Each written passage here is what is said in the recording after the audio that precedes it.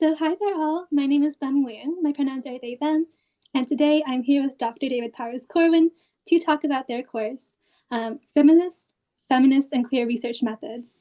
So this is a course that introduces feminist and queer approaches to research, and it is geared towards advanced undergraduate students.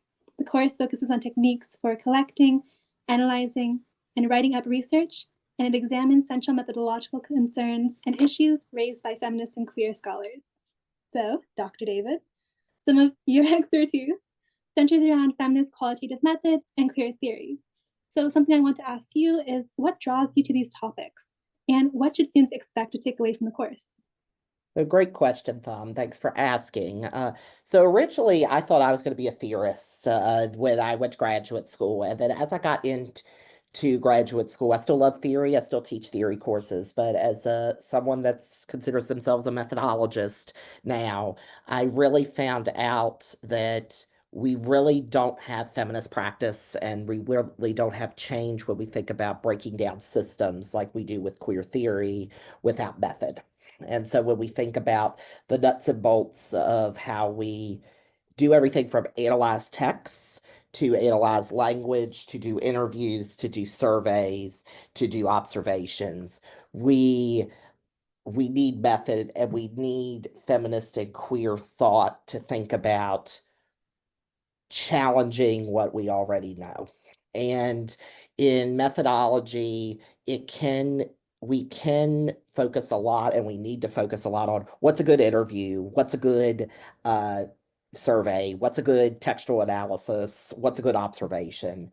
But we also need to think about ourselves as a researcher and our participants. We also need to think about why who benefits from this research, which is very key with feminist and queer approaches.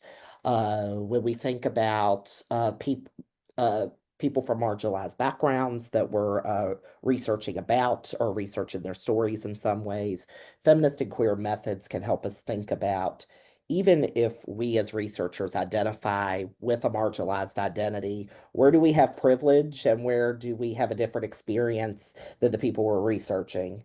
And so when I think about why this course is important, it helps us move from the excellent thinkers that brought us into the academy and moves us to practice and how we use that work to really enact change through research that moves us to change. And feminist and queer methods, I feel, do that.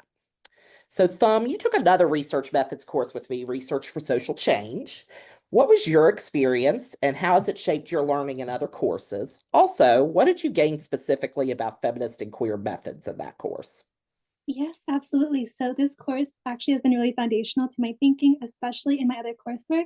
So my coursework is rooted in the humanities and social sciences. And so a lot of the readings and texts I examine are rooted in qualitative methodologies and understanding, especially methods rooted in feminist and queer thought, helps me to emphasize the importance of positionality and reflexivity. And as you're saying, the role of researchers versus participants and the benefit that each gathers from that work. And so, something that I've really been contemplating during and since that course has been the traditionally extractive role of research, and how feminist and queer thought works to reorientate research methods and language and the role of power between researchers and the research, really bringing in and elevating participant power.